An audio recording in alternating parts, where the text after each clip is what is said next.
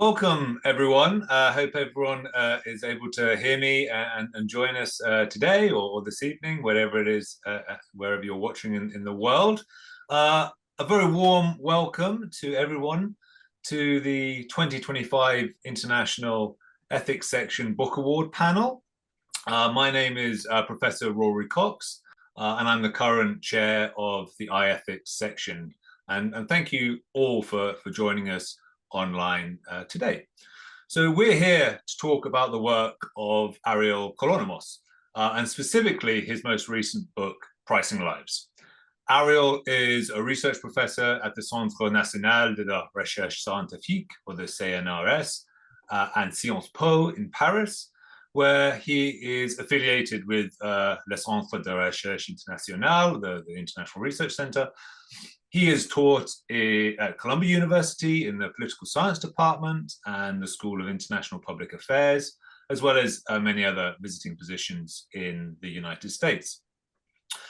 Ariel's work focuses on international relations and political theory, and his other recent works include Moralizing International Relations in 2008, The Gamble of War, 2013, and Selling the Future, The Perils of Predicting Global Politics in 2016.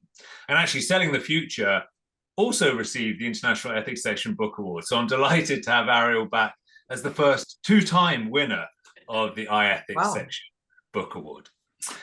But the 2025 book prize was bestowed on Ariel's Pricing Lives, The Political Art of Measurement, published by Oxford University Press in 2023. And for this book award webinar, we've gathered a fantastic panel of experts to reflect on the significance of Ariel's book. And so in reverse alphabetical order, we have Tamar Meisels, the Professor of Government and Policy in the Department of Political Science at Tel Aviv University, Jack McDonald, Senior Lecturer in War Studies and Director of the Center of Science and Security Studies at King's College London, Miaoling Hasenkamp, Senior Research Fellow at the Center of Eurasian Studies in the Institute of Political Science, University of Rostock, Germany, and Richard Beardsworth, Professor of International Politics at the University of Leeds and a Research Associate at Sciences Po, Paris. Thank you to all of our panelists. Now, the structure of today's webinar is that each panelist will speak for about 10 minutes, after which we'll turn to Ariel for some initial responses. Following this, we'll open up to a Q&A from the audience, as well as picking up any perhaps loose threads that are outstanding. For members of the audience, please do feel free to type your questions in the chat or in the Q&A, or if you would really like to if it's easier to speak a question out loud, I can ask the ISA tech support team to promote you and you can speak out loud. And I'll certainly do my best to get to everyone. For those who may not have read Ariel's book yet, the heart of his thesis is really that the act of pricing lives is a central part of our social relations, and pricing lives stands at the core of the political sphere and our political experience. And so I can't wait to hear what our panelists have made of his arguments and how he responds to their comments. So without further ado, I'd like to turn to our first speaker, Professor Richard Beardsworth. Richard, over to you. Thank you. I hope everyone can hear me. Thank you, Rory, and thank you for the invitation. And very good to be with everybody here and to be able to talk with Ariel around what is obviously an important book. Pricing Lives is a fascinating book, rich with interdisciplinary thinking, among which political theory, history, literary analysis, ethics, economics, psychoanalysis, and sociology. I'm not going into this interdisciplinary wealth here, given our time, but due to the importance of the book, as Rory said, Ariel is a double prize winner, I want to outline what I consider its main thesis and framework, as well as a certain tension, if not inconsistency, within the book, which I would precisely like to explore with the author. I may be being too simplistic, but I will, towards the end, push it.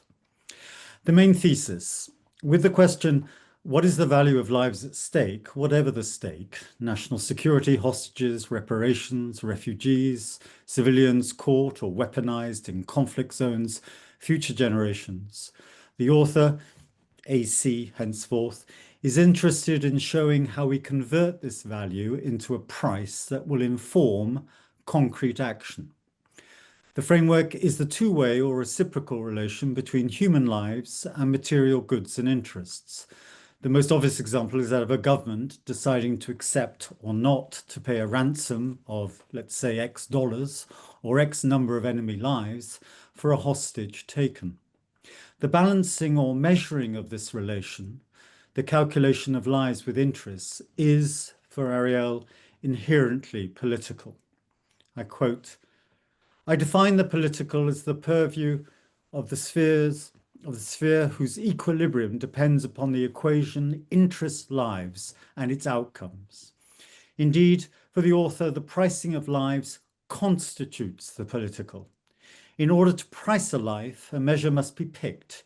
In contrast to the ethical domain, the political is therefore not so much the art of judgment as the art of measurement. It is this framing of the political that I consider singular and innovative, and it is great to see it recognized by the ISA.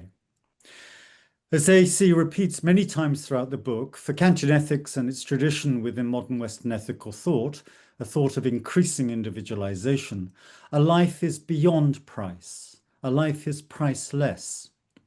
Re-relating the ethical to the political sphere, the vital issue is the relation between value and price.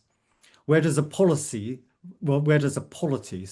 set the limits on the price of lives, since no life politically is worth saving at any price? Forgive me, there may be a cat coming in that will start shouting, but I'll try and shout above it. Two conclusions here. A life saved or not saved in the name of humanity or in the name of material interest is not the outcome of political action. It is, for AC, the foundation of that action. There is, in other words, no just measure, and so endless calculation constitutes the political realm from the first. There are three further distinctions here that underpin historically and ontologically this relation between the ethical and the political that Pricing Lives develops. The distinction between humanism and materialism, behavior in the name of the value of humanity, behavior following strategic national interest. Secondly, the distinction between patriarchal power, pricing with lives, and philanthropic power, pricing for lives. A distinction which I note AC states as one of his most important contributions to political theory in the conclusion. And thirdly, the distinction between pre-modern measurement, centralized in the figure of the ruler, and the military ethics of honor, and modern measurement, based ultimately on the interaction between the Hobbesian rational state actor, subnational or transnational communities, and the capital market. This distinction works within an interpretation of history that AC accepts and builds on, in which lives are considered more and more important, where in the necessary equation, measurement between lives and interests, lives are to be respected more and more. Hence the overtly, I quote, cosmopolitan thrust of the last part of the book, part 4. Now, working within these three distinctions and over the duration of the book, AC moves within the relation he has laid out, the political, to a more humanist and cosmopolitan approach. He uses history, literature, social and political analysis to underscore the humane evolution of concerns with power and security, the doctrine of human rights, the just war tradition, where both soldiers and civilian lives are more highly valued today than in the past, the increasing legal weight of reparations, the increasing interaction between states and communities like NGOs or INGOs or transnational movements in deciding the price of lives and so forth. Within this progression, the political equation lives interests moves towards the calculation of lives over interests, the advancement, I quote, of philanthropic power over patriarchal power. Here are examples later in the book, and I think particularly of those in chapters 9 and 10. The growing acceptability of military intervention for humanitarian reasons, states' rejection of patriarchal sovereignty for international coalitions of the willing, with or without the canopy of the UN, or I quote, the contemporary pertinence of human security. In chapter 10, Out of Sight, Out of Mind, AC considers the inverse correlation between geographical distance and moral feeling at a practical level. This correlation makes sense of the indifference towards migrants as a whole and the empathy that returns with individualization. The image, for example, of the Syrian 2-year-old boy dead, washed up dead on the shores of Turkey in 2015. Against this correlation, he rehearses eloquently the cosmopolitan principle of securing lives in danger, the right to work in the state that rescues them, and the securing of social services for those who are rescued. AC writes, much is made of the idea that migrants represent a challenge to the sovereignty of host countries, but this argument is weak, especially from a liberal perspective. Liberalism presupposes pluralism and the right to emigrate, and this is fully compatible with migration. The sovereignty of liberal states is flexible enough to accommodate the diversity that comes with migrants. Populists and extremists, of course, disagree, but their position is wrong. Isolation has never been the solution to any problem. I agree absolutely with Ariel, and this argument needs to be rehearsed more in the media. But it is, I would argue, at present a moral argument, not a political argument. The preference for national sovereignty over aid to strangers has to be addressed politically.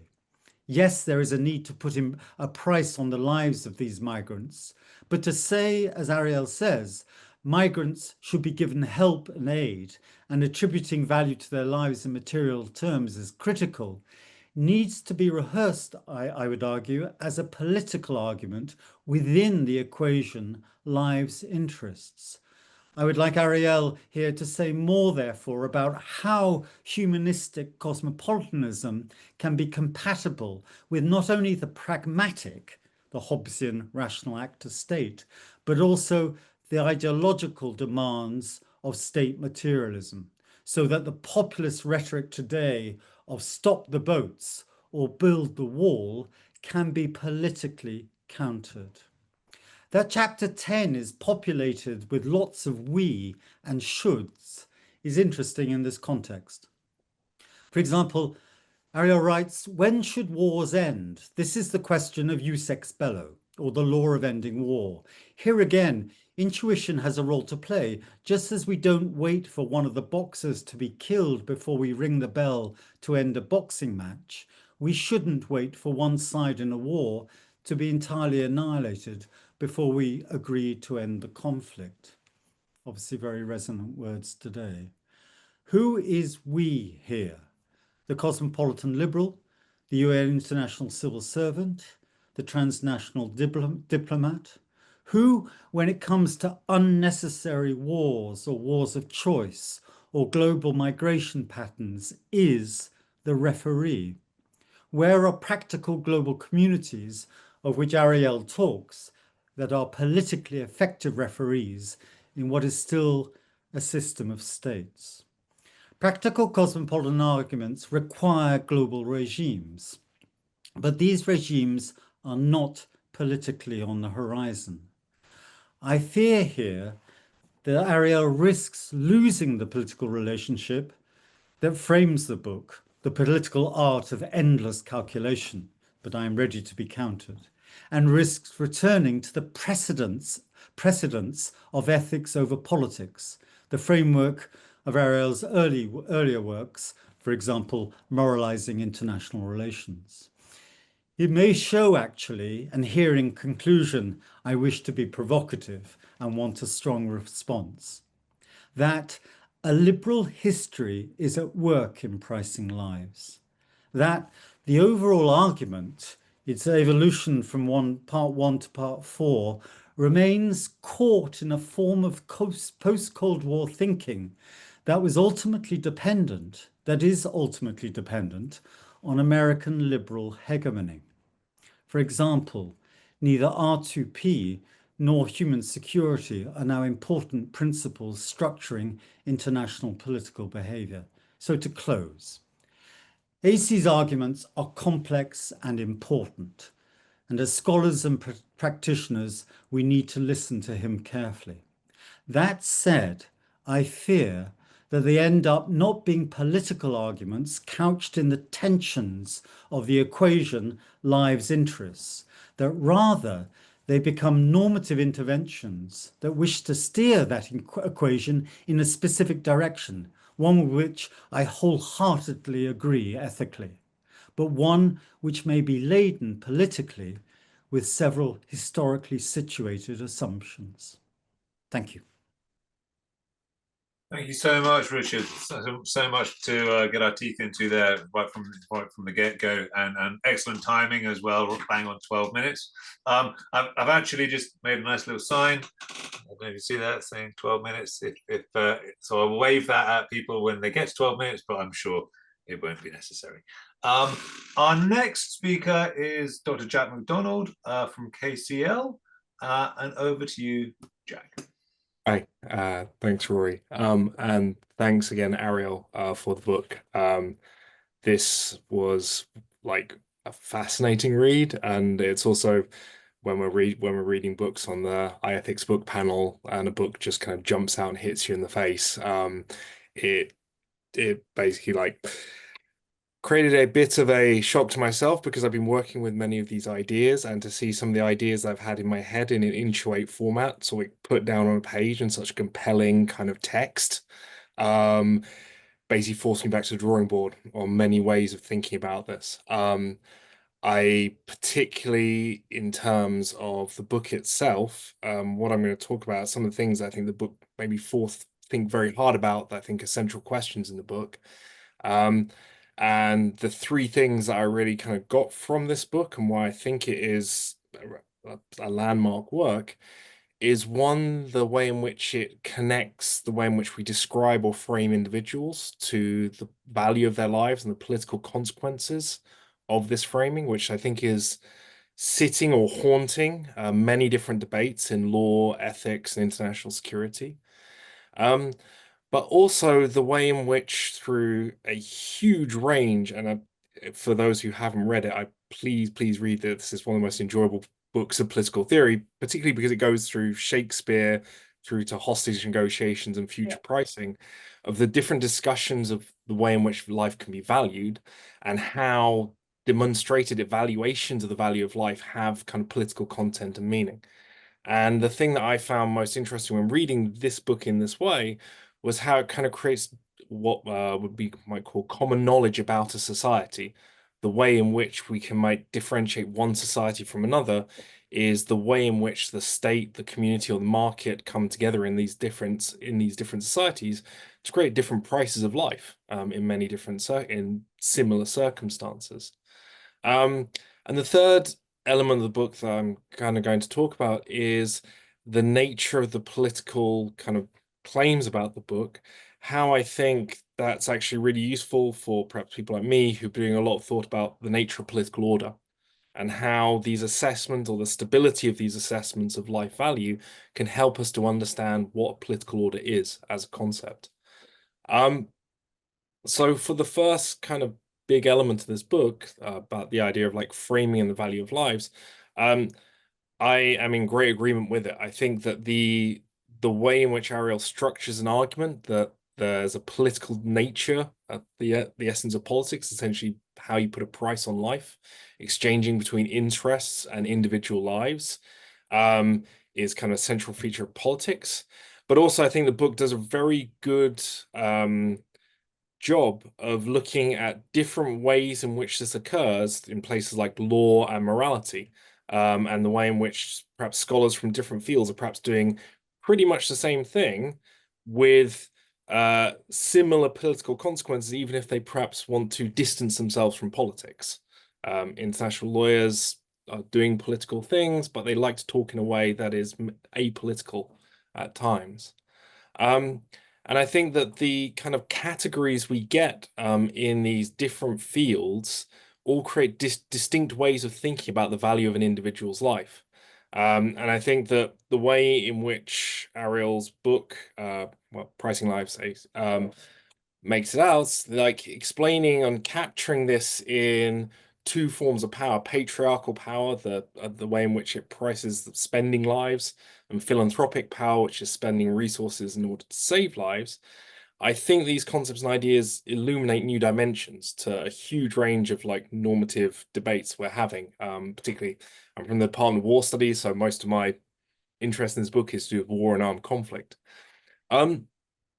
What I thought was really interesting in the book, though, was, and this perhaps follows the comment about who is we, is, that states are people, perhaps to misquote Soylent Green, and they sometimes make distributed and sometimes incoherent evaluations of individual life via their bureaucrats. And I think the COVID-19 chapter in this book was quite good in this, as it was a period of time where not only were states making big decisions and changing their minds, but also the people that were making those decisions were sometimes making decisions at odds with one another through the nature of the crisis.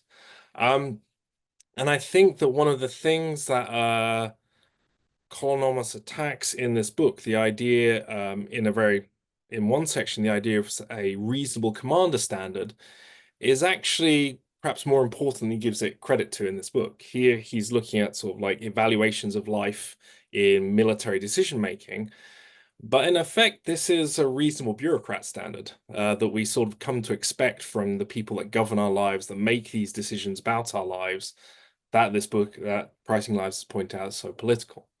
And I think that in a sense, one reading of this book is to look at the politics of high-level decision making, how the state makes decisions. But it's also a way of thinking through perhaps the political consequences of what Michael Lipsky might call street-level bureaucrats, how the individual decisions made by bureaucrats in their day-to-day jobs has political content and form precisely because they're doing this thing on a very small micro level every day. And the choices and routines that they come up with are effectively pricing lives, even if we don't think of those people as making such large-scale decisions or large-scale political issues. And I think one of the things that this book really interested me is thinking about how these conceptual categories, how we describe people, can affect the valuation of their life by the mechanisms by which we kind of make these price calculations. And this is particularly the case when we're thinking about individuals to whom multiple labels could be attached. You could sort of think about someone in a legal sense or a moral sense. Once you get to conflict, suddenly it's like, are you thinking about this person as a human being with human dignity and human rights? Are you thinking about them as a combatant, a non-combatant, a civilian directly participating in hostilities? All of these kind of considerations are found in the book. But one thing that I think it kind of points to is this question of who gets to select or prioritize one way of thinking about somebody over another. It's kind of like this book helps us to understand precisely why that is so political. Because you're not just saying this person's life is worth something, you're saying this way of thinking about a person's life is more important than another way. And I think this kind of like, when we think of, say, people debates about individuals in international security, where they are talking about where the central nature of the debate is how should we label or think about a person. I think this book provides a huge resource for helping to understand the political nature of those debates, particularly when we're thinking about, say, foreign fighters in civil wars, where things like citizenship can be a dimension to how a state should treat them. This is a particular concern for Europeans, for example, because lots of our citizens are still in places like Syria, in prison camps and things like that. And there's questions over the obligations of states to facilitate their return home. And I think that anyone who's interested in that as a kind of area of concern will find so much of use in this book to help them to understand or think through the political dimension of that problem. I think I'm on time. I've got two more kind of points. Yep, cool. The second, and this is kind of now me thinking about things that came to my mind when I was reading this book, because it's kind of things that I've been working on, but this book really helped me to think through and clarify stuff that I had been working my head around for many, many, many years, but this book kind of hit on the nail on the head. The second thing that sprung to mind is the extent to which this feeds into the work of Michael Suk-Young Choi, who is game theorist working on the idea of common knowledge. And he's got a book called Rational Ritual. And the idea that Shui's argument is essentially common knowledge is a prerequisite for social coordination within a society. In order for a society to function, everybody has to have some understanding of what each other knows or believes, and large-scale rituals kind of serve a function of generating large-scale common knowledge. I know that our country's at war because the president's just appeared on TV declaring war, and I know that because the president's appeared on TV in an emergency broadcast, everybody else in the country also knows this at the same time. And one of the strengths of the book that I found was when the book started talking about things like revenge and hostage taking, is the ritualistic nature of these events is an important dimension of them. And I think that, it's the book itself, when it goes into hostage taking practices, there's so much interesting stuff there, just for the variety of ways in which people are trying to coordinate with one another through finding common value over the lives of sort of like the hostages that they are sending across their opponents or they have taken. And I think that when we kind of think in these terms, one of the kind of values of pricing lives, it helps us to understand how the way in which a state prices life is a form of common knowledge in our society that helps our society function. I understand that in my country, state puts a certain premium on my life. I can look at sort of like if I go to my NHS in the UK, we have like a health system. Here's how much the government's willing to spend to keep me alive. These are the resources. This is the limits of its philanthropy for me. Similarly, if we look at kind of the at society itself, there are many areas in which the state is relatively indeterminate about the value of my life, and it's quite happy to keep it that way. There are some areas where the value of my life is determinate. There are some where it's not, and the kind of gap or difference between these two changes from society to society.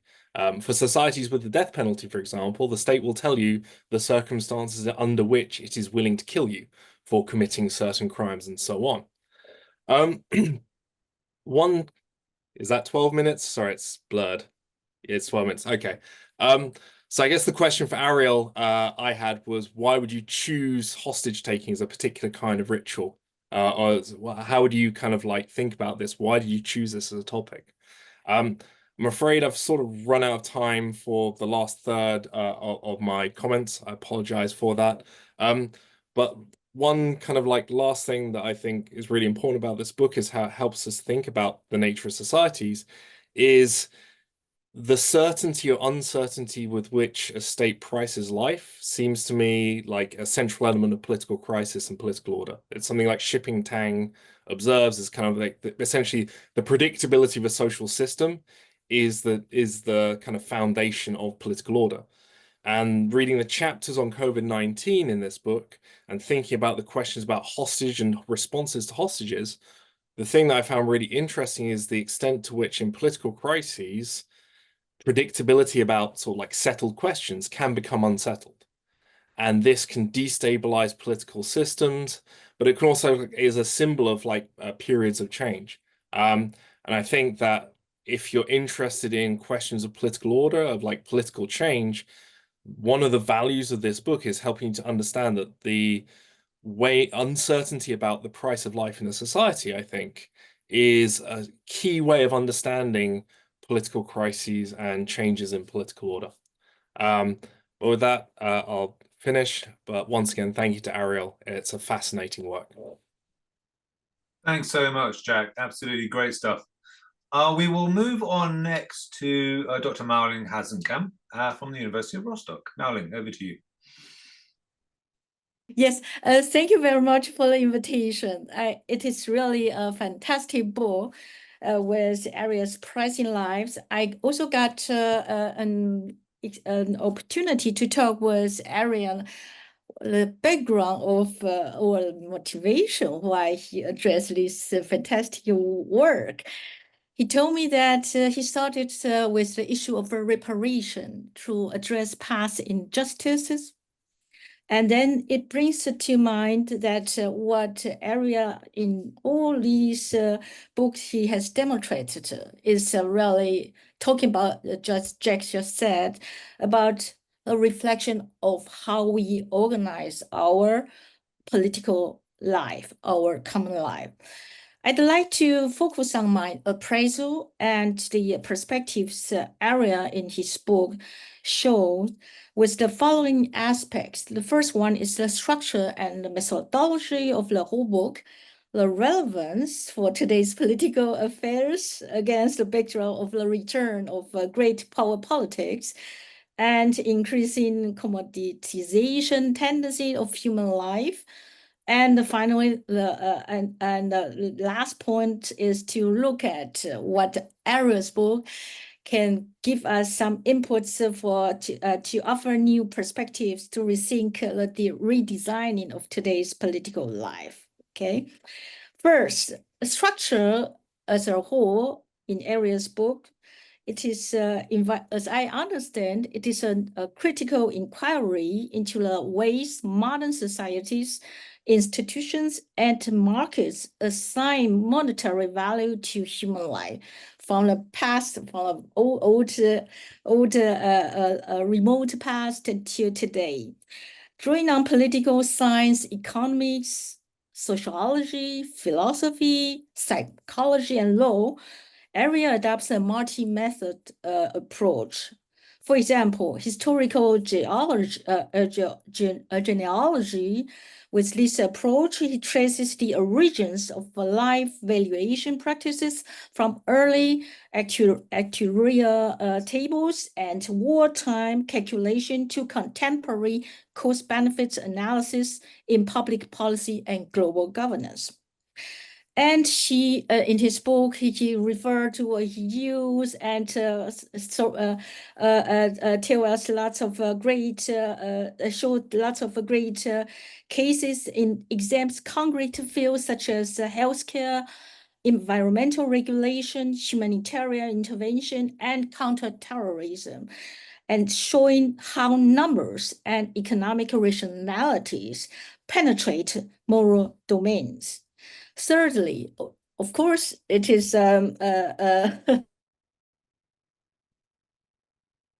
it is a field in the field of political theory. I would understand area use normative critics reflects on how these quantifications, once seen as technical necessities, reshape ethical judgments and political decisions of nation states, including political leaders.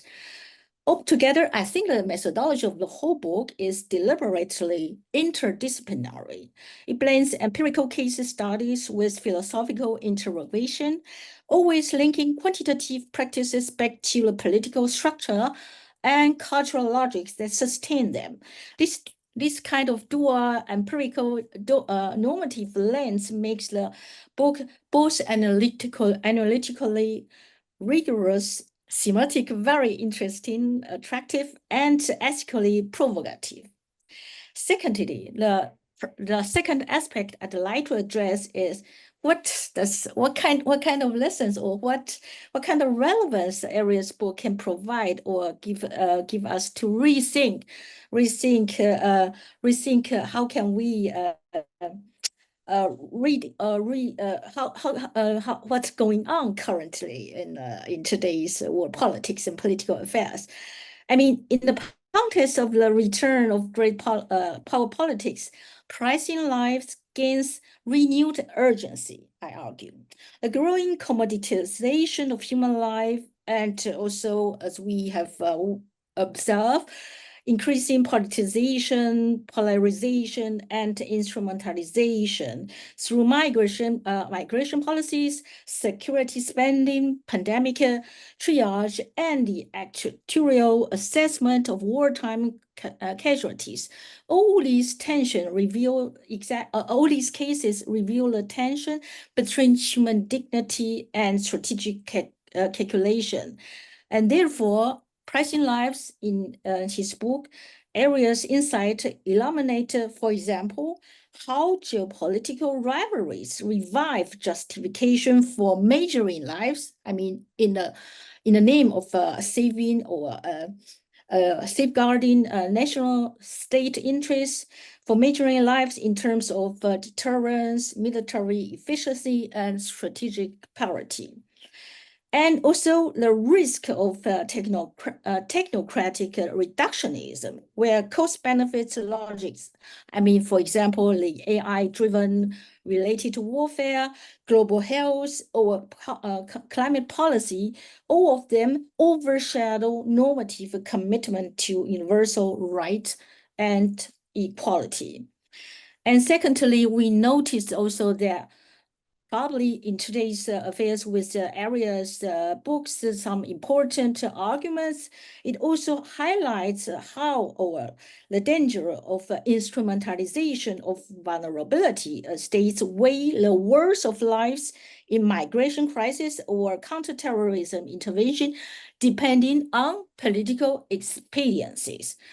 Thus, Ariel's book offers a lens through which to read contemporary crises not as exceptions, but I would argue as extensions of long-standing rationalities of valuation everywhere, every place of valuation embedded in modern governance.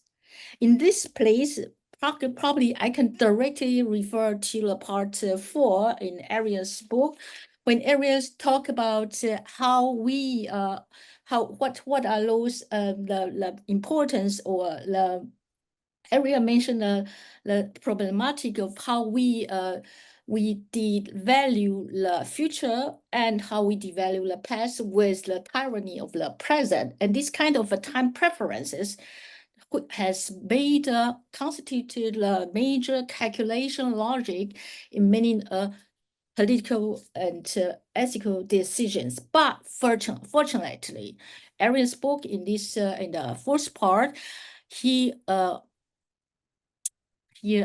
fortunately mentioned that there's a change in where the state actors no longer take the main stage. We have NGO activism, and we have this kind of environmental activism to put more focus. How can we better address the needs and the interests, also through this valuation scheme to consider the prices of the future lives. In this sense, there is a change from this kind of short-termism to long-termism, but still it is not enough. In saying that, I think that is the point. Probably I would argue that talking about all this, I think Ariel's your final chapters in talking about what who we are and what we really do want to be, and what we don't want to be. I mean, back to all those tyranny time. I think I'd like to refer some classical thinkers to think about how can we address those tensions, ethical tension mentioned and dealt with in Ariel's book. To just as a remembrance, a reflection point, Ariel's book, Exploration of How Societies Measure and Price Lives, confronts us with a fundamental paradox. While political systems increasingly rely on quantification to manage risk, allocate resources, and legitimize the decisions that while we political decision makers and states do in their day-to-day practice, during the day-to-day. The value of life itself resists any reduction to numbers. And to navigate this paradox, we might, that's what Ariel's book give me kind of suggestion or further association to the classical foundation of political thought, such as Aristotle's vision of the good life. I mean, which situates human flourishing, not in material accumulation or strategic calculus, but in ethical community. A further reference that might be useful is to think about Socrates with his relentless commitment to the examined life, remind us of the role of a critical mind in resisting conformity and exposing the danger of unexamined assumptions. And Ariel's book shows that valuation practices often pass as neutral or technical, yet they conceal profound ethical choices that must be interrogated, and that's important to revisit Socratic approach, which might urge us in democratic societies to cultivate civic courage, to empower citizens to question the logics of commoditization and to demand accountability and transparency from institutions. In this sense, countering the contemporary democratic recession and authoritarian diffusion requires not only institutional reform, but also a revival of, I would call, Socratic citizenship, an active, questioning, and morally engaged demos that refuse to accept the reduction of dignity to metrics. That brings me to the third aspect I'd like also to look at Ariel's book can offer to open new perspectives for our political life. I mean, this book's core provocation is that life cannot and yet is continually priced. And that is what Ariel emphasizes, that we need a balanced measurement which can accommodate those conflicting interests, a paradox demanding new political imagination. Against the backdrop of systemic disruption we are currently situated, Pricing Life opens the following perspectives. First one, ontological fundamentals.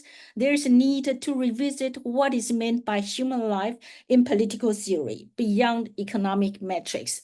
Secondly, normative foundations. There is also a need to reclaim principles of dignity, equality, and justice to challenge those commoditization logic. This requires reasserting limits to what can be priced, rebalancing the dominance of economic reasoning with moral imperative.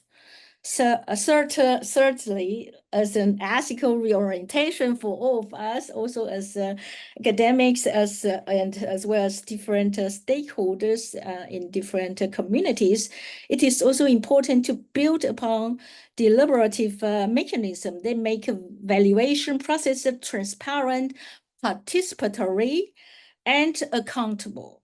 In a disruptive world, the legitimacy of political decisions rests on citizens' recognition that life is not reduced to statistics, but remains rooted in collective ethical commitments. And then finally, I'd like to ask also areas. Probably there we can see the aesthetics and art as potential inputs may bring us to help us redesign or to reformulate, rethink our political or our Pricing Life as a political act. I'd like to hear your thoughts. Thank you very much. Thank you so much, Marilyn. A lot of rich stuff there to consider. Moving on to our final speaker, Professor Tamar Meisels from Tel Aviv. Over to Thank you. This is going to be a really tough act to follow, the three of you. I'm very honored to speak on this panel. I think this is a book that obviously deserves an award, and I want to say Ariel will back me up here. I've been enthusiastic about this project from the very beginning. I think later on COVID-19 that's been mentioned here, and I won't touch on, followed by the October 7th in Israel and the whole hostage situation, unfortunately made the book much more relevant, even prophetic. And I agree, there's a great need to think more clearly about the practical necessity of pricing and weighing lives by states, though I take Richard's point that it's also a moral issue, but also the political nature of these calculations. I know of no previous account of this issue. I want to say something else for people who haven't read the book. I think the literature and history addressed in the book give the work a kind of enriching intellectual dimension that unfortunately contemporary academic works very rarely exhibit anymore. Usually we have some very narrow expertise and we don't know anything else. And this is very untrue of this book, which is so wide in the general knowledge. One doesn't need to be an expert in Shakespeare, which I'm not, to appreciate the absolutely magnificent work of scholarship and illuminating points raised in the first two chapters on the Merchant of Venice and Henry V. And one doesn't have to be a Jew of Hungarian origin, which I actually am, in order to appreciate the kind of sensitivity exhibited in Ariel's account in chapter 10 of the very vexing case of Rudolf Kastner's negotiations with Adolf Eichmann in 1944 Budapest. The book is so rich in ideas and topics in history and literature, I hardly know what to address. So I've decided to be very, very difficult and say a few words about one of the very few topics that's not fully covered in the book, but to which I think the book is unusually relevant. In fact, this has already been addressed in the previous comment. Climate change and the natural environment. So I've already said the book is prophetic. I think here it's even visionary.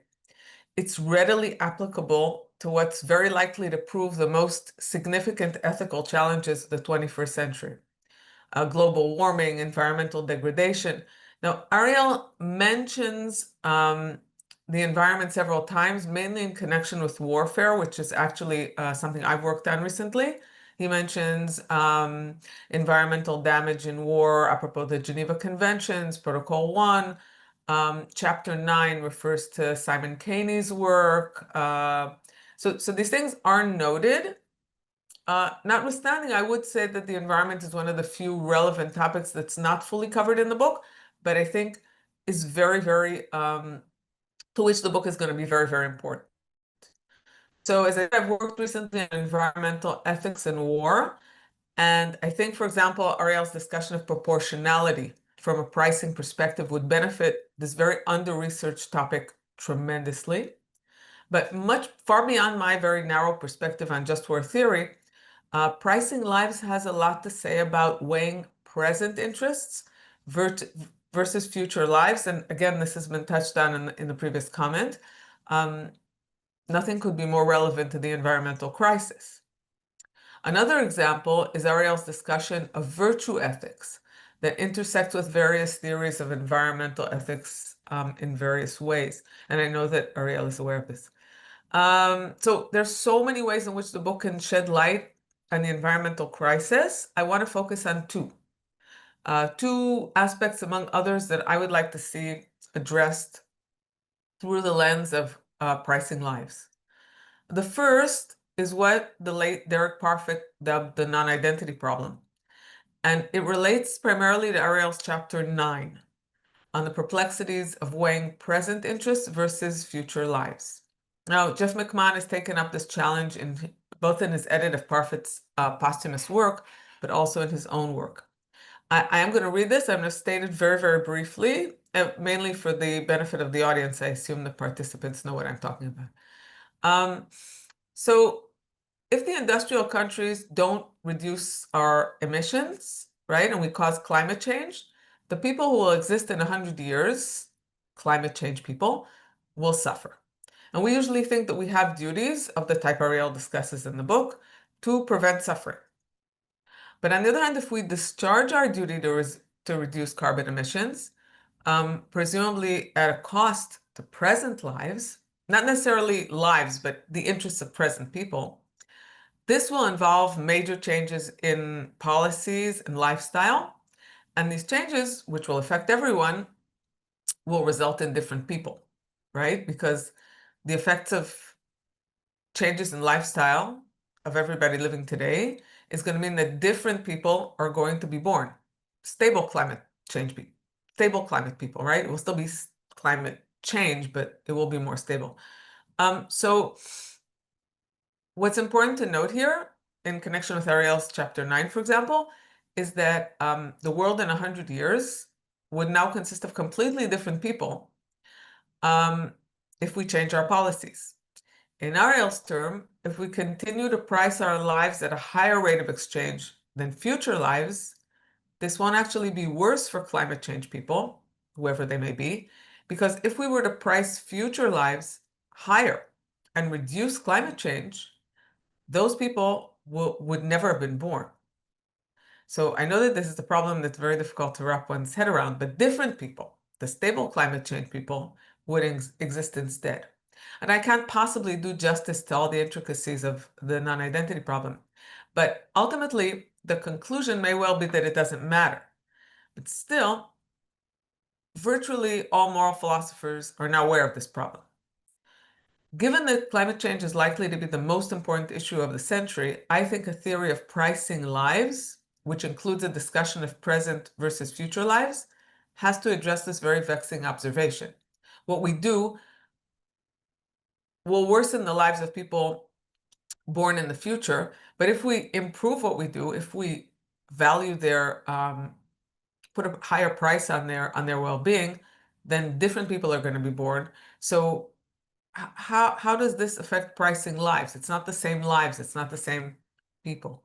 That's one thing that I can't possibly describe any more coherently here, but I assume some people at least know what I'm talking about.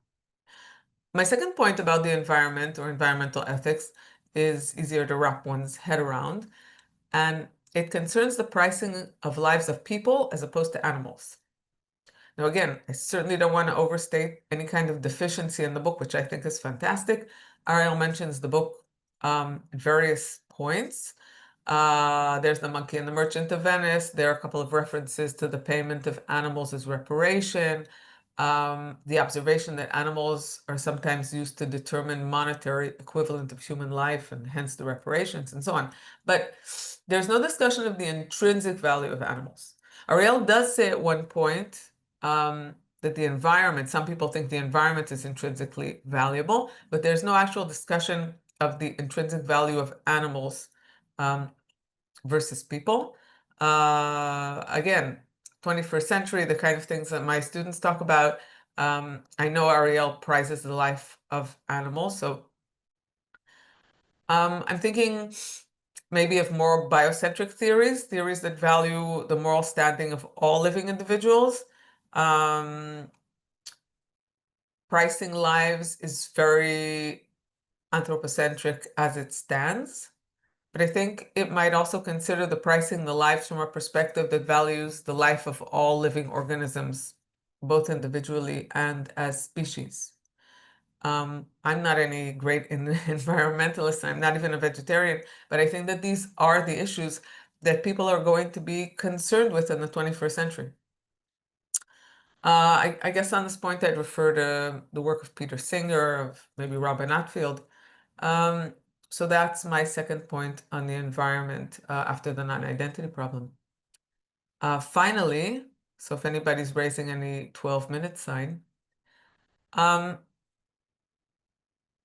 as with the previous comment, I'm very humbly reminded of a character in Plato's Republic who points out angrily at Socrates that it's much easier to ask questions than to answer them. I don't have any answers to any of the questions that I've asked or to any of the questions that any other, though I actually have one answer if I have a minute. I want to suggest that Ariel's book, in addition to all of its obvious merits, can also be very, very helpful and useful in thinking about these new 21st century ethical issues that may make all of the rest of what we work on completely obsolete. The last thing I have to say really is on hostages. And naturally, I do understand why Ariel chose this topic even before the current hostage situation. I think that's one of the most valuable parts of the book. So that's really all I have to add to everything that everybody else has already said. Thank you. Thank you so much, Tamar. That was fantastic. And I would point everyone to Professor Meisel's recent book on environmental ethics and war, which was published earlier this year with Cambridge University Press. University Press. It's really, really useful work. And actually, and Professor Meisel there has raised some of the questions that I would also pose to Ariel about non-human lives and their value. So interested to see Ariel's response to that. So I suppose it's now time to actually, you know, give the author his time in the sun as well, and to respond to some of these very varied and deep questions and comments. Obviously, Ariel, you're not going to have time to address everything, but I will leave it to you to what you tackle first and foremost. Thank you, Rory. And well, first of all, I would like to address my sincere thanks to the ISA, to the ethics section of the ISA, to Rory for organizing this seminar, and to all of you, really. I mean, Richard, Jack, Marlene, Tammy. I mean, this is the best prize that I can receive. I mean, the fact that you kindly read my book and thought about it, and really asked those very precious and extremely challenging, I have to say, questions. So it's I won't be able to answer all of this question, but there are some overlaps. I mean, there are some overlaps between Richard's questions and Jack's question. Actually, Jack actually answered, gave an answer to one of Richard's questions. And I'll get back to that. And also there's an overlap between Mary Lynn questions and Tammy's questions. So I'll try to bring those different elements together. Okay, so Richard and I have been friends for numerous years, and I know what his intellectual interests are, and I know that Richard is very, very much concerned about many questions, but about one question, which is the difference between the political and the moral and the ethical. And I see why you have asked this question about this sort of as if the last two parts of the book were sort of going back to ethics, whereas the book is a political book, and so you're raising this question of who is we, and is that a moral community, and is it still a political one? What I would like to say here, and of course, I mean, you're raising this question in the context of illiberalism, and echoing also what Mia Lin was saying about great power politics and so on. I think well, the different ways I can answer to this question from different perspectives, but there's a first one, which is the one about the political and the social order, what Jack mentioned. I believe that even if you are in a liberal power, and even if you are the most patriarchalist power, you will be concerned by the question of the social and the political order. And you will be put to test. An example that comes to my mind, which I was very struck when it happened, was the case of COVID policies in countries that were, at the beginning at least, reluctant to pay for lives. Their leaders would have preferred to pay with lives. Sadly for you, my British friends, this was the sort of initial take of your country.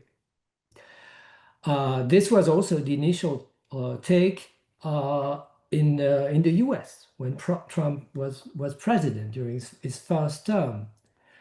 What was very interesting is that those two countries changed their policies. Why? Because they saw that factoring of human lives vis-a-vis interest in terms of paying with lives was just not going to work. Why? Because there were other valuations in other countries where people were making a different choice, which was they were paying for lives and making huge concessions in order to save lives. And I remember the reaction in the British newspaper saying, look what the French are doing. Why aren't we doing the same thing? So the political is affected by the preferences of the people and what it understands about those preferences. It is also affected by what Jack was referring to, which is the aggregation of all these different calculations. And that is the we, I think you are talking about, is that is this moment when all these calculi, all these balancing operation come together, and ultimately the political produces an outcome. But of course, I mean, illiberal power usually, I'm also not a historian, so I mean, we can expect from a liberal power to sort of favor its interest vis-a-vis our human lives. But even an illiberal power is put to a challenge, because otherwise the Leviathan might crumble. But what my book, that's why I'm so much impressed by Hobbes' frontispiece of the body politic, which is that the political has always to keep an equilibrium, a form of balancing. If it's not skilled enough in mastering that art of the political, it just crumbles. And even illiberal powers fear that.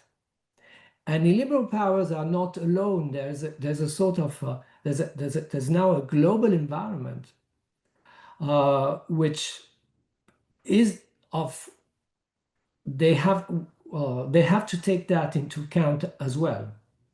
So it is not a moral argument that I make. It's really a political one. It's the one about order and stability. And it's also the one about the role of interest. When I'm talking about migration, I also, and which is a good point, because and I see why you're sort of putting me in a corner here. Say, well, look, you're playing this sort of liberal vision of history, which is wishful thinking. I think it's a good remark, and it's a very strong one. What I want to tell you here is that when I refer to migration, I also refer to some logics of interest, and I refer to the fact that the political argument that you can make is that it's in the interest of many Western countries to welcome migrants. It's not only a sort of moral and dignity Kantian issue. It is really interest-based. And that's how it works. I mean, there will be a lot to say about this question, but maybe we'll continue this conversation another time.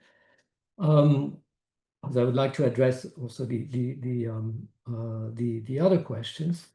So going back to again the question of who is we, and regarding Jack's question about political order is, I mean, what I want to draw in this book is the fact that this political balancing happens in different spheres. Within the state, which is the most powerful actor, of course, but within the two other spheres, the community and the market. And that's what creates this social order. And the state itself cannot do all the work. It has to be compatible with the other calculi made within other spheres. I think Jack was asking, and also echoing Tammy's comments, why hostages? And it is true that when I worked on reparations, and that's when I became aware of this odd question, how to put a sort of a price tag on human lives. I also worked on proportionality here as well. It's a matter of balancing, but it's true that the case that most struck me was the hostage case, and so I was struck by the case of Gilad Shalit. I mean, one soldier, and Israel frees 1,027 Palestinian prisoners. The question of numbers.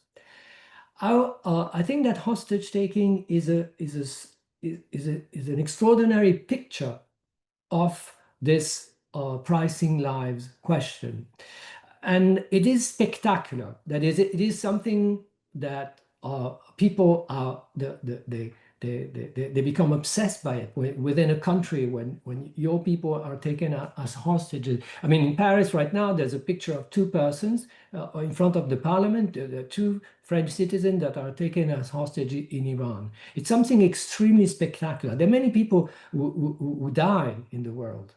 There are many people whose face you will never see, but you always see the face of hostages. And it is the moment when the state has such huge power. It's yes or no, no or yes, and it is something. It's an event around which a political community gathers, and it is an image, a powerful image of all the other calculi. It's sort of the essence of pricing lives. Okay.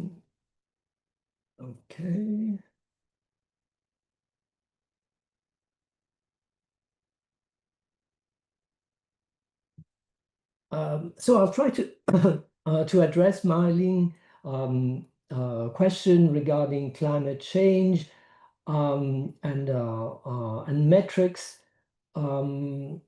While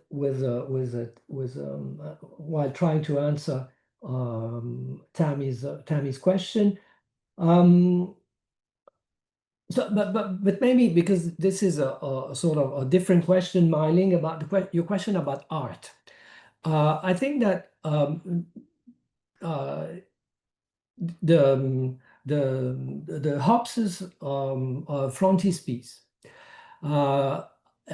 is something that had a very powerful effect on me while I was writing the book. Actually, I was writing the book when I sort of became aware of this frontispiece, which is a much less well-known picture than the Leviathan frontispiece.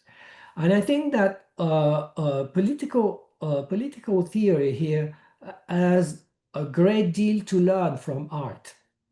In the 17th century, when philosophers were writing books, they were using frontispieces, and Hobbes actually knew Abraham Boss. He met him in Paris. Hobbes, as you know, I mean, some of you are British, I mean, resided in Paris for many years. And that's where he met Abraham Boss. So they talked about this image. This image is invaluable. I mean, there's so many things that you can say when you look at that picture. So I think that political theory would really benefit from working with artists, including when we write books, we should write, we should work with artists. I mean, I work with a professional on the cover of the book, and I think it helped me think about the book and about my work. So climate change is a domain that I've never worked on climate change. I have to say that I'm concerned, of course, but I really have no special skills in this area. But I absolutely agree with you that it's something that, of course, is of great importance. And I think that, yes, the issue of balancing interests with lives is important here. And the non-identity problem is something that causes moral philosophers big headaches. I mean, it's it has been a breakthrough in Parfit's work and so on. I think that here, what I find important here is to try to understand different forms of different balancing, because on the one hand, in the present, you're balancing present interests with present lives. So that is that if you want to make compromise with your interest in order not to pollute, you don't have to harm too much present lives. But at the same, of course, I mean, what you have in mind is also the balancing between your present interest and the future lives. No matter whether, I mean, these are different lives, as Parfit points out, than the lives of the people who would have been born had you continued to pollute. But let's imagine that, yes, you want to restrict emissions, so you're making you're making some compromises with your present interest, which eventually will affect the present lives of those who are living now. But what you have in mind is that you don't want to discount the future of those people who will live in a world where you have decided to reduce emissions. So you have to find an equilibrium between the present interest and the future lives. Also keeping in mind that there's a third term, that those future lives, if the quality of life is good, they will have an impact on future interest. And this is something that you have in mind in a sort of future-oriented vision of humanity. I think that, I mean, we're talking about metrics. I think that there are actually many metrics that you could use, and I'm sure that economists and specialists of climate change will eventually build some metrics that will sort of try to measure that ratio between present interest and future lives, and we could use them. But I've been thinking about this Parfit problem, which is it's of course it's extremely tricky. I mean, it has affected, you know, of course the way we think about rights, the rights of people. It's Parfit argues in favor of an impersonal approach, but I'm not totally convinced that it has an impact on the equilibrium, but I have to think more about it, because that kind of equilibrium is impersonal. So it's not a matter of rights. It's a matter of really of interest and quality of life. As for the non-human animals vis-a-vis the human animals, I think that it's something that I'm not addressing in this in the book, but I think that there's as we all know, I mean, there's a growing concern vis-a-vis animals, I mean, non-human animals, and people feel more care vis-a-vis them, and so it is as if they are more and more part of our communities. And so the moment that they are part of our communities, they will be factored as well within that balancing process. That's what already happens. I mean, people care more about their animals and their pets or whatever, and they spend more money. Which actually, I mean, raises another problem that, you know, sometimes people say, well, you spend more money on a dog that you could spend for a child who is starving. But I think that those animals are more and more part of that of our communities, and Peter Singer, etc., and the other, well, they have very much contributed to that. So, I mean, there will be many other questions, but I think maybe I could stop here. I don't know what you think. And but again, thank you so much. Thank you so much, Ariel. I'm looking at the chat. The audience hasn't put anything there at the moment. So if the audience members would like to put anything in the Q&As or the chat, then please go ahead. But in the meantime, perhaps I can sort of take chair's privilege and ask you my own. And it's really continues on, I think, from this idea of the rights of nature, the rights of non-human animals. And I was wondering what you would say to the issue of rarity and whether rarity increases value when it comes to lives. And I think this can be applied to both the non-human and the human world, because we might think of rarity in terms of ethnic groups. You know, are certain ethnic groups which have perhaps been you know, at the sharp end of colonialism, of persecution, of ethnic cleansing, you know, whatever it might be, these groups exist around the world. So as an ethnic group diminishes in terms of its numbers, do the lives of its remaining individuals somehow become more valuable? Should they be priced higher? And obviously that would transfer to the non-human world as well. You know, first of all, as you say, what is the price of an animal? But does the price of a individual member of a species, or the value of an individual member of a species, increase as that species become more endangered? You know, as it veers perhaps towards extinction, should we perceive the value of those surviving members as greater than perhaps they previously were? I know it's a bit of a sort of an inchoate question, Ariel, but I was wondering what you would make of that.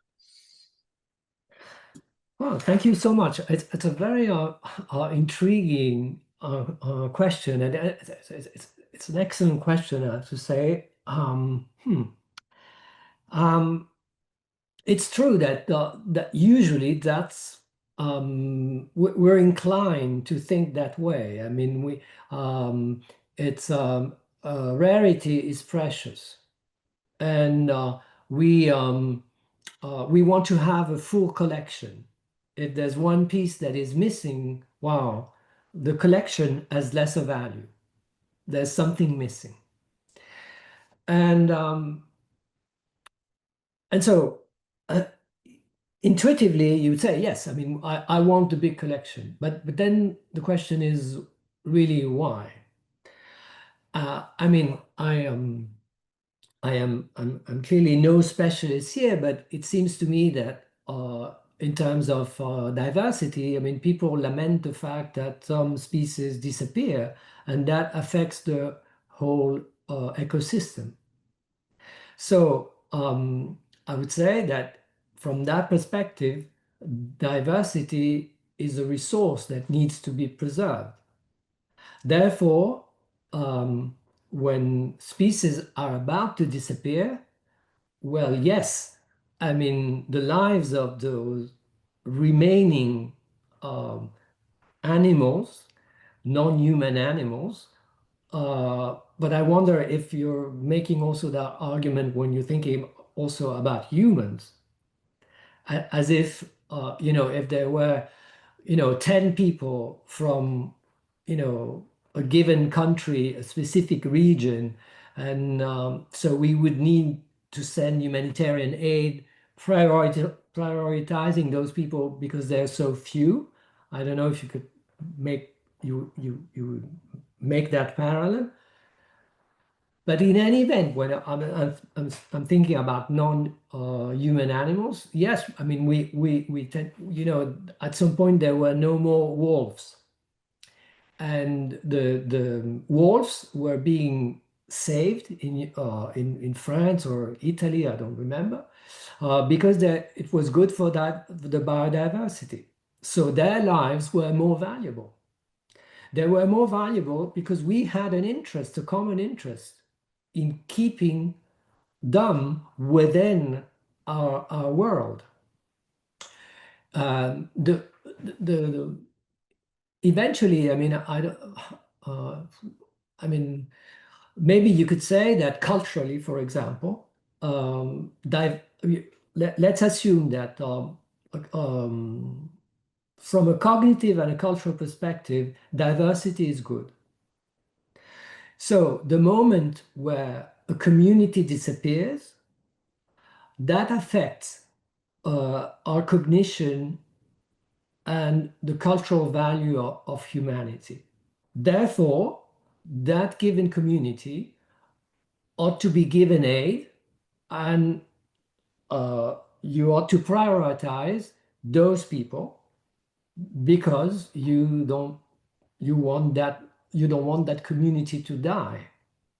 You don't want the group to die because that group is useful within our greater community. So as I'm speaking, I would answer to your question by saying yes, that rarity is something that make some animal lives more valuable than other lives. Thanks so much, Aaron. Just keep on thinking about it. Yeah, of course. We have a few minutes left, so we probably will be able to go back to other panelists if they want to come back with some other questions. But we've got a question from Daniel Brunstetter. Daniel Brunstetter from UC Irvine. What about pricing the dead? For example, ancestor worship, expenses on tombs and cemetery upkeep, wartime memorials and ceremonies, or risking lives to retrieve bodies of the fallen, which is obviously something that comes up in many ways in military operations. Hi, Danielle, and thank you very much for your question. And indeed, I mean, usually what we're doing is that we're discounting future lives, and we're discounting also past lives, and we're discounting the dead, therefore. And but that's a very and we don't do that completely, because indeed, yes, we have memorials, ceremonies, and so on. And I think we are right. We absolutely need to do that. Why? Because a social order, a political community, cannot survive without that continuity. And without that sense of continuity vis-a-vis the past, and continuity vis-a-vis the future. We are part of history. Therefore, those past lives have value, absolutely. And that's why we, in order just for our community to keep in place and not to crumble, We know how painful it is, and people would have difficulties relating to one another within a community if there were no such continuity. So that is the reason why we take risks to retrieve the bodies of the fallen. That's why hostages, even when they're dead, have a value. It's a matter of social culture. It's a matter of culture within a society. That's what Jack was saying. It's a matter of ritual here. You have to make sense of those lives. Tamar, I can see your hand is up. Okay, so with regard to your comment and with regard to Daniel's, first yours, I have to say that on one hand, there's a lot of logic in what Ariel said. I think that from a liberal point of view, there's a huge problem with valuing the lives of some people over the lives of others because of their community affiliation. And I say that as someone who belongs to a rather small cultural group. I'm actually more comfortable with the idea of, I don't know, saving pandas at a higher price than, say, saving some more rats or something that's more prevalent. With people, I think there's a problem with that. And maybe it has something to do also with Daniel's last point about the living and the dead. This has been a huge issue of contention in Israel. I'm sure Ariel knows this as well or better than I do. And there have been various back and forth opinions of it, including from families. Personally, I find the idea of giving living people or risking living people for bodies very problematic, and I'm not alone here. So I think that both of these issues are very, very interesting, and two issues that I think Ariel should think about. And everything I say I'm just going to say one more word, that everything I say, what I mean is that Ariel's book is so strong that it's applicable to so much more than it actually gets to, even in all these many chapters. So that's it really. Thanks so much. And Maling, I can see your hand is raised as well. Yeah. Sorry. Yeah, can you? Yep. Yes. I'd like to give one point back to Ariel, and also one comment concerning Daniel's question. Ariel, when you talk about, well, it is a question of an act of balance, right? Balancing of different competing interests, etc. But what if we say in this kind of the process of rising lives, or I mean during the pandemic, politics, or change of hostage taking, what if we are aware of our, I would say, limitation? Are we sure we get all necessary information to take the decisions? Are we sure that we can also take this present decision, which we suppose should do something good for the future? I mean, this kind of relation or this kind of judgment or legitimate judgment, can we make sure that that everything is on the right track? And that is, again, go back to the question, probably it's a very essential question to uphold the limitation of our our decision-making scope. I mean, I just want to uphold this aspect of a limitation of humans' rationality while try best to balancing the pricing lines with also the approach of proportionality. The second point, yet also exactly to Daniel's question, pricing the debt, a very interesting question, excellent question, because I think that is part of our political life, part of legitimation. I'm just I can read immediately from Ariel's book in the page 233. You quote George W. Bush's tweet. George W. Bush said, White House 2005, 4 years after. In this war, we have lost good men and women who left our shores to defend freedom and did not make the journey home.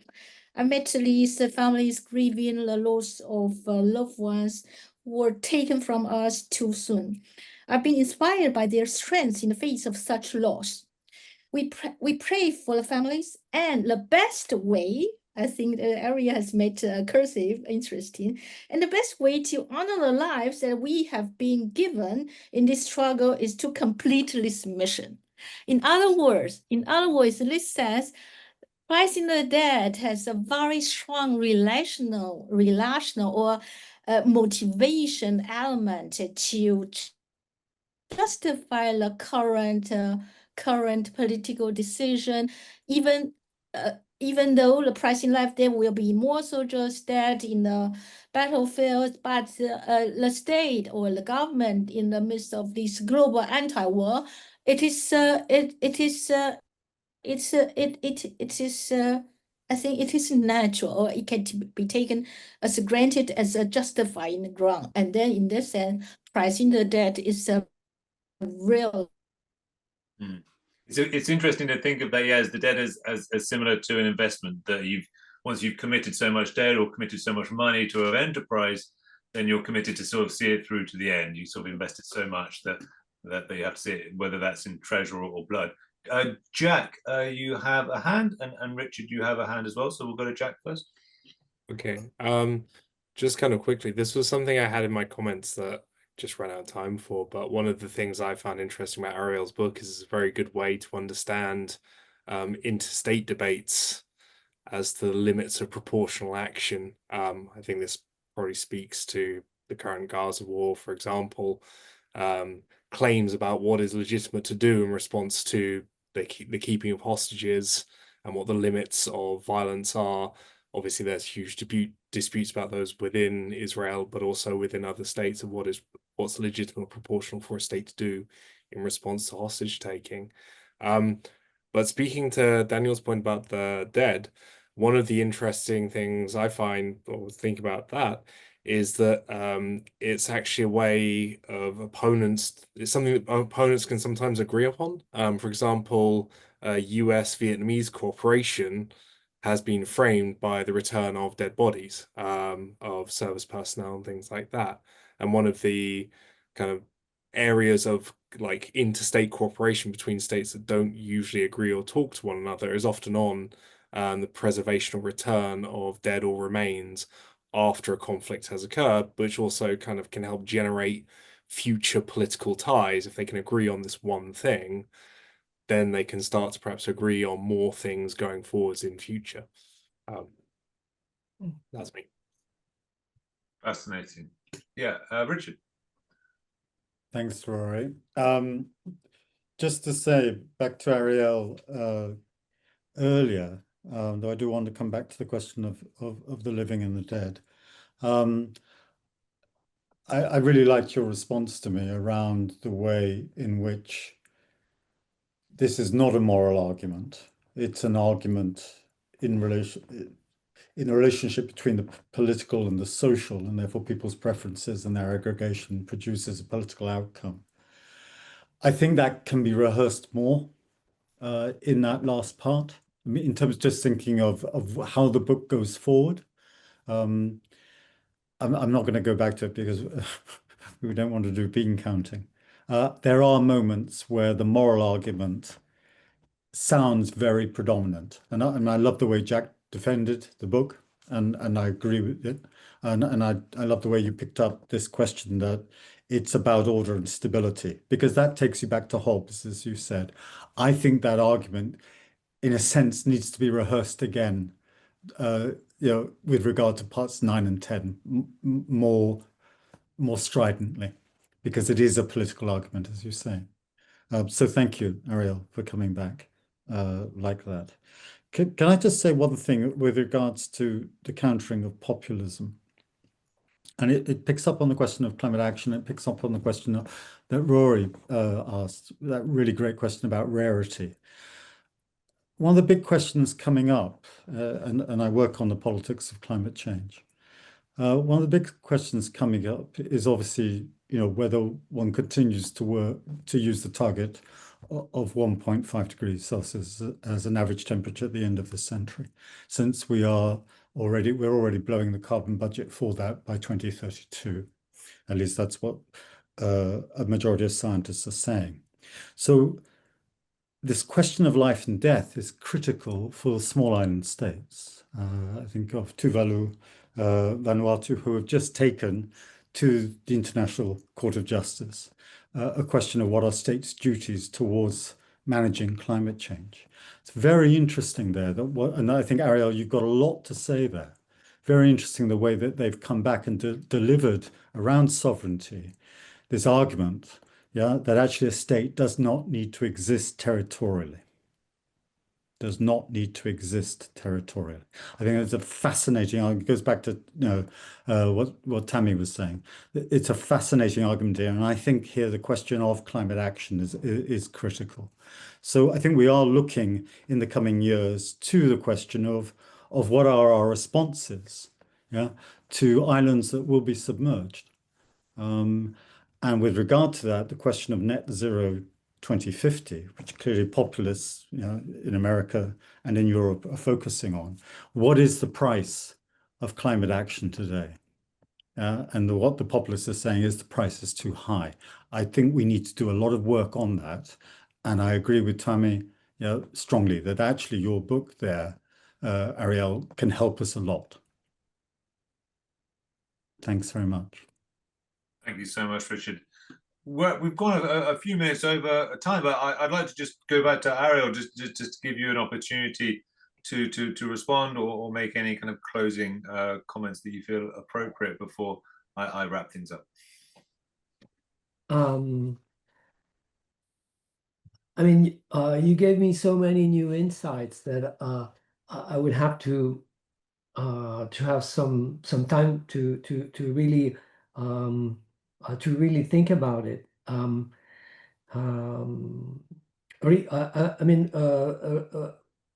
Regarding whether we are, we have limitations and we don't have all the necessary information that we should have. That's what the political is about. You make claims about the future. You always make predictions, and that's why it's not a science. It's an art. Of course, you have to gather science, but then eventually, there's no science of prediction. But then eventually, you will use those elements of information that are imperfect, always, of course, in order to make your predictive claim vis-a-vis interest and vis-a-vis lives. And regarding, the question that you refer to, pricing the dead. Yes, I take the example of George W. Bush and the Iraqi war. We have to continue fighting because so many people have died, and that's a trap. That's the trap of sunk cost, and that's exactly what you want to avoid when you it's really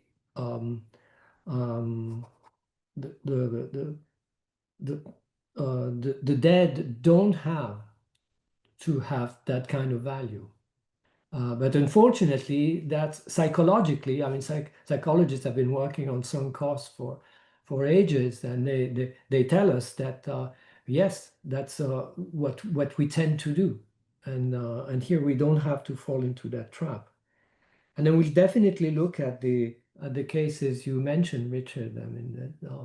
Yeah, I really would I really want to do that, and thank you for making that suggestion. Okay, well, as I said, we've gone a bit over time, so I think it's probably time to let people go and have their dinner, get a drink, hang out with their family, wherever it may be.